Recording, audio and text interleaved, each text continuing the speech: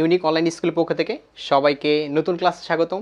তো আজকের যে ক্লাসটা রয়েছে সেইটা হলো বেসিক্যালি সৃজনশীলের ওপর, কারণ আমাদের ম্যাক্সিমাম যে পরীক্ষাগুলো হয় সেগুলো কিন্তু সৃজনশীল টাইপটাই থাকে। ম্যাথ সলভ করতে হবে বইয়েরগুলো, পাশাপাশি সৃজনশীলগুলো প্র্যাকটিস করতে হবে। তো সেখান থেকে একটা গুরুত্বপূর্ণ প্রশ্ন নেওয়া হয়েছে, যেটা রাজশাহী বোর্ডে যখন জিএসসি পরীক্ষা ছিল সেটা 18 সালে কিন্তু পড়েছে প্রশ্নটা। তো প্রশ্নে কি বলা হয়েছে, আমাদের যে প্যাটার্নটা দেওয়া হয়েছে সেটা 0 থেকে শুরু করে 0, 3, 8, 15 এই প্যাটার্নটা অগ্রসর রয়েছে। ক নম্বর প্রশ্নে বলা হয়েছে যে 145কে দুইটি সংখ্যার বর্গের সমষ্টি রূপে প্রকাশ করো। সমষ্টি মানে কিন্তু আমরা জানি হচ্ছে যোগফল, যোগফল, ঠিক আছে। আবার এইতে চিন্তা করে দেখো যে দুইটা সংখ্যা হইতে হবে এবং দুইটা সংখ্যার উপর কি থাকতে হবে, বর্গ থাকতে হবে। সেই দুটো সংখ্যা নেব, বর্গ করব, মাঝখানে চিহ্ন থাকবে যোগ, কারণ সমষ্টি বলেছে। তো একটু খেয়াল করে দেখো, 145 আমরা 144 জানি, 12 উপর স্কোয়ার করলে 144 হয়। তার মানে 1 নেওয়া যাবে 1 উপর স্কোয়ার, আর হচ্ছে 12 উপর স্কোয়ার। তাহলে 12 উপর স্কোয়ার মানে কি, 12 উপর স্কোয়ার করা মানে হচ্ছে 144, আর এর সাথে 1 উপর স্কোয়ার করলে একই হবে 145। এই যে দেখো আমাদের সলিউশনটা অলরেডি করা হয়ে গেছে। তারা বলেছিল দুটি সংখ্যার বর্গে, দেখো বর্গও করেছি এবং সমষ্টি রূপে প্রকাশও করে ফেলেছি।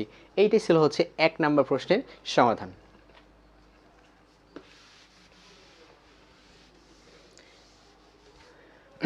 খ নম্বর কি বলেছে, যে তালিকাটির জন্য একটি বীজগণিত রাশি নির্ণয় করতে বলছে। তাহলে আমাদের তালিকা বলতে কোনটা, এই যে প্যাটার্নটাকে বোঝানো হয়েছে। তাহলে প্যাটার্নটা কিন্তু প্রথমে 0 রয়েছে, সেই জিরোটা কিন্তু আমরা কি করব, জিরো বাদে কিন্তু পার্থক্যগুলো একটু খেয়াল করে দেখব।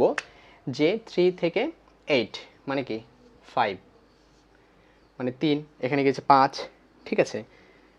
আর কিছু ছাড়া পড়েছে 0, 3, 8, 15।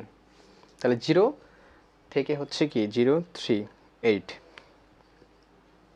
মাঝখানে 5 ছিল, 5 হবে এখানে।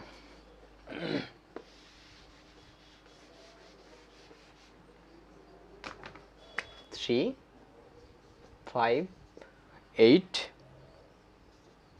15 ডট ডট ডট। তাহলে এই যে 3 থেকে 5, 2, 3, 7। তাহলে আমরা কিন্তু 0 থেকে 3 এই পার্থক্যটা বের করি নাই, 0 সংখ্যাটা বাদ দিয়েছি। এবার দেখো 3 থেকে 5, 2, 5 থেকে 8, 3, 8 থেকে 7, 7, 8 থেকে 15, মানে এই যে 7-এর কথা বলা হয়েছে। এইভাবে কিন্তু প্যাটার্নটা অগ্রসর হয়েছে। এখন যদি আমরা এইটার ক্ষেত্রে বীজগণিত রাশি চিন্তা করে দেখি, তাহলে প্রথম পদের জন্য কি হবে, আসলে প্রথম পদ এটা কিন্তু কিভাবে হচ্ছে, দেখো 1-এর উপর স্কোয়ার করলাম, সেখান থেকে যদি 1 বিয়োগ করি তাহলে কি 1 থেকে 1 বিয়োগ করলে কি 0। হ্যাঁ, এটা মিলেছে। দেখি দ্বিতীয়টা কি হয়।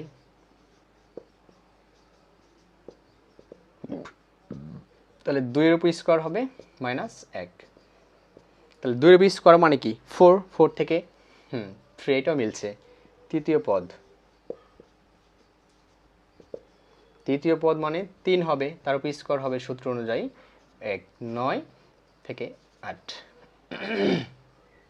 3-এর উপর স্কোয়ার করলাম, তাহলে কত হয়ে যাবে, 3-এর উপর স্কোয়ার করার ফলে হচ্ছে 3 3 9, 9 থেকে 1, তাহলে কত দাঁড়াচ্ছে 8, 9 থেকে 1 বের করলে 8, তাহলে 0, 3, এই যে 8, হ্যাঁ, এই যে পার্থক্যগুলো বলা হয়েছে এটা কিন্তু অলরেডি বের হয়ে যাচ্ছে, ঠিক আছে। তাহলে আমাদের এইখানে 3, 5, 8 এগুলো বলেছে, তার মানে মূলত দেখা যাচ্ছে যে 0 মিলছে, 3ও মিলছে, ঠিক আছে।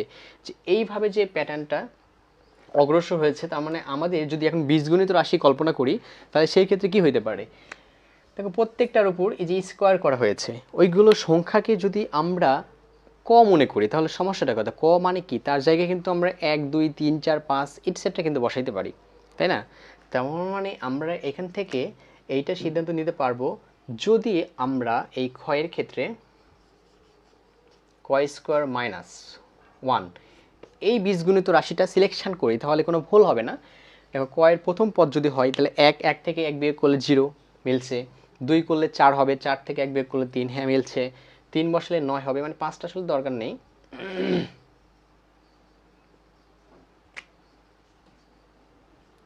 তার পরবর্তীতে রয়েছে কি, এইখানে 3 বসালে হচ্ছে 8 হবে। এবার 4 বসায় দেখো, 4 4 16, 16 থেকে 1 বিয়োগ করলে 15। তার মানে আমাদের এইটা হচ্ছে পারফেক্ট একটা সলিউশন, যেটা হচ্ছে বীজগণিত রাশি হিসেবে সমর্থন করবে এই প্যাটার্নকে। তাহলে আমরা বলেছিলাম যে তালিকাটির জন্য একটি বীজগণিত রাশি বের করো, আর সেটাই হলো হচ্ছে এইটা আমাদের বীজগণিত রাশি তে কয় স্কোয়ার মাইনাস 1। এটা কিন্তু সমাধান হয়ে গেছে অলরেডি, বীজগণিত রাশি বের করা শেষ। এরপরে চলে যাব ক নাম্বারে।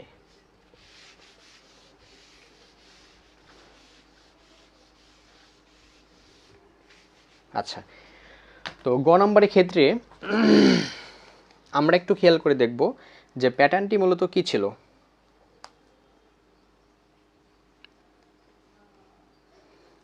প্রতিবার 2 করে পার্থক্য, 3 5 7। তাহলে আমাদের যে প্যাটার্নটা রয়েছে এইটা সলিউশনের জন্য, সেই প্যাটার্নটা আগে মূলত উঠাইতে হবে। সেটাকে কি 0 3 8 15। আমরা একটু ফলো করে দেখব যে এই প্যাটার্নগুলোর পরপর 2টি পদের পার্থক্য কত করে, এইটা একটু খেয়াল করব। তাহলে এখান থেকে যদি এখানে চিন্তা করি 3 5 7, এগুলোর আবার একটু খেয়াল করে দেখো কত করে হচ্ছে 2 2। তাহলে ফাইনালি কি বলতে পারছি, ফাইনালি কিন্তু আমরা এই স্টেপ করার পর এই স্টেপে এসে আমরা কিন্তু পার্থক্য একই রকম পাচ্ছি। তার মানে এটা কিন্তু আমরা ফাইনাল পজিশন, যেখান থেকে আমরা পার্থক্য বের করতে পেরেছি এবং এখান থেকে বীজগণিত রাশি বের করে একদমই সোজা। তাহলে এখন আমরা বলতে পারবো প্রতিবার 2টি পদের পার্থক্য 2 করে। তাহলে হচ্ছে পার্থক্য কত করে হচ্ছে, পার্থক্য 2 করে। আচ্ছা, পার্থক্য 2 করে, খুবই ভালো কথা। এবং এটা বলা হয়েছিল যে পার্থক্য যেটা বের করবা তার সাথে আমাদের একটা রাশি থাকবে ক, সেটা গুণ অবস্থায় থাকবে। তাহলে আমরা সেটাও নিয়ে নেব। তাহলে কি করব 2 ক। এখন চিন্তা করতে হবে এই যে 2 কটা নেওয়া হয়েছে, হ্যাঁ এই 2 কটা নেওয়া হয়েছে, এর সাথে কত যোগ না বিয়োগ করলে আমাদের এই 0 বাদ দিলাম এই পদগুলো আমরা বের করতে পারবো। তাহলে একটু চিন্তা করে দেখো, আমরা যদি এই 2 ক প্লাস 1 এই বীজগণিত রাশিটা চিন্তা করি, সেটা সফলতা আসবে কিনা একটু চিন্তা করে দেখব। তাহলে 2 দ্বিতীয় পদ, তাহলে প্রথম পদের জন্য আমরা প্রথম পদ এখান থেকে কালেক্ট করব, এখান থেকে এতটুকু নেব। 0 তো আর আমাদের কম্পেয়ার করার কোনো দরকার নেই, তাই না? আমাদের জাস্ট মানগুলো নিয়ে কাজ করতে হবে। তাহলে প্রথম পদ কি নিব 1, যেহেতু প্রথম পদ বলছে তাহলে প্রথম পদ 3 মিলাইতে হবে। আর প্রথম পদ মানে কয়ের মানটা হচ্ছে 1 যোগ 1, তাহলে কি 3 দাঁড়াইছে, তাহলে এটা হবে। তারপর একটু দেখি দ্বিতীয় পদ 2 গুণন হচ্ছে 2 প্লাস 1, তাহলে 4 একে 5। দ্বিতীয় পদ 2 গুণন 4 একে 5, ঠিক আছে। এই যে পরবর্তী কি 5, এটাও মিলছে। আমরা কিন্তু কখনোই এটা ফলো করব না, কারণ ওইখান থেকে কিন্তু আমরা অলরেডি পার্থক্য বের করে দিয়েছি। ফাইনালি কিন্তু 2 বের হওয়ার কারণে আমরা কিন্তু এই বীজগণিত রাশিটা নিতে পারছি। তো এটাকে মিলাতে গেলে কিন্তু অবশ্যই মিলবে না, আমরা জাস্ট এই প্যাটার্নটা ফলো করতে হবে। তাহলে এর পরবর্তীতে 3 তৃতীয় পদ, তাহলে কত 7। তাহলে আমরা ফাইনালি দেখলাম 3 5 7 এই তিনটে সংখ্যা কিন্তু আমাদের এই বীজগণিত রাশিটাকে সমর্থন করছে। তাহলে আমরা অলরেডি এখান থেকে এটাই বলতে পারবো আমাদের এই তালিকাটির জন্য এই বীজগণিত রাশিটা সমর্থন করে। আচ্ছা, বীজগণিত রাশিটা সমর্থন করার পরে যে কাজটা করতে হবে, 30টি পদের পার্থক্যের সমষ্টি বের করছে। তার মানে আমাদেরকে কি করতে হবে, 30টি পদ আগে বের করে নিতে হবে।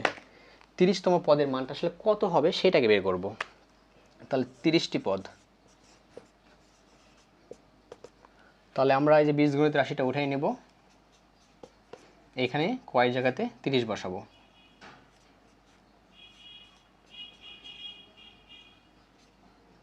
তাহলে 30 দুগুণ 60 61।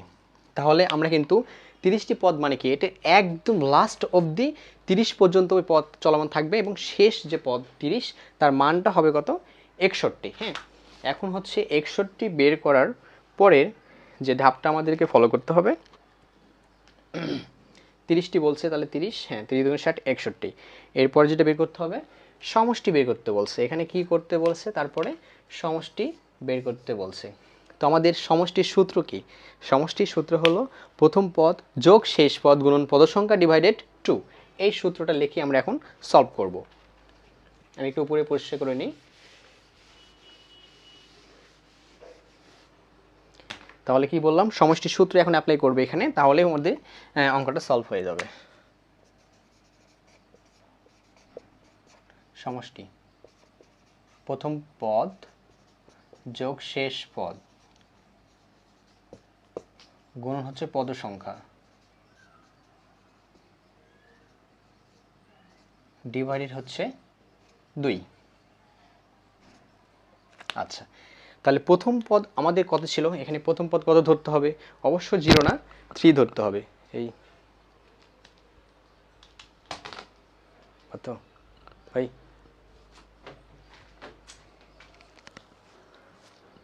তো আমাদের যেটা হলো যে বলা হয়েছিল যে আমাদের প্রথম পদ কত নিতে হবে, তাহলে এই ক্ষেত্রে প্রথম পদ আসলে কত নেব, 0 নো, আমাদের প্রথম পদ কিন্তু 3 ছিল, যে প্যাটার্নটা আমরা বলেছিলাম 3 5 7, ওই টাইম থেকে কিন্তু আমাদের ওইটা ফলো করতে হবে।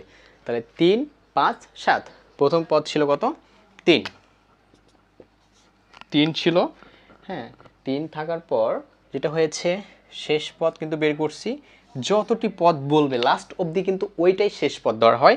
শেষ পদের মান হচ্ছে 61। পদ সংখ্যা কতটি পদ বলছে, 30টি, ওটা পদ সংখ্যা ডিভাইডেড হচ্ছে 2। আচ্ছা, এবার একটু কাটাকাটি করে নেব, 2 দ্বারা এটাকে করলো 15, তাহলে এখান থেকে পাবো 61 আর 3 64, 64 গুণন হচ্ছে 15, যা বের হবে সেটা হচ্ছে আমাদের অ্যান্সার হয়ে গেল।